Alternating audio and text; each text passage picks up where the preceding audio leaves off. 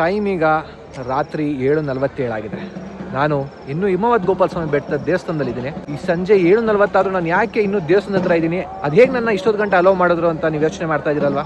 ಹಾಗಾದರೆ ಈ video complete ಆಗಿ ನೋಡಿ, ನಿಮಗೆ ಗೊತ್ತಾಗುತ್ತೆ. ಹಿಮವದ್ ಗೋಪಾಲ ಸ್ವಾಮಿ ಬೆಟ್ಟದಲ್ಲಿ ಶ್ರೀ ಸ್ವಾಮಿಗೆ ಕಲ್ಯಾಣೋತ್ಸವ ನಡೀತಾ ಇತ್ತು. ಅದು ಅವರ ಬ್ರಹ್ಮರಥೋತ್ಸವದ ಅಂಗವಾಗಿ.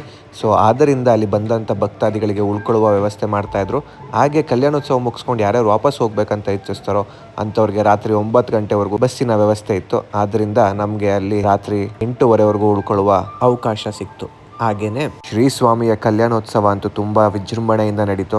ಸೊ ನೋಡೋಕ್ಕೆ 2 ಕಣ್ಣು ಸಾಲ್ತಾ ಇರಲಿಲ್ಲ. ನಿಮ್ಗೇನಾದರೂ ಮುಂದಿನ ವರ್ಷ ಈ ಅವಕಾಶ ಸಿಕ್ಕಿದ್ರೆ ತಪ್ಪದೆ ಮಿಸ್ ಮಾಡ್ಕೊಳ್ದೆ ಹೋಗಿ ಅಂತ ಹೇಳಕ್ಕೆ ಇಚ್ಛಿಸ್ತೇನೆ.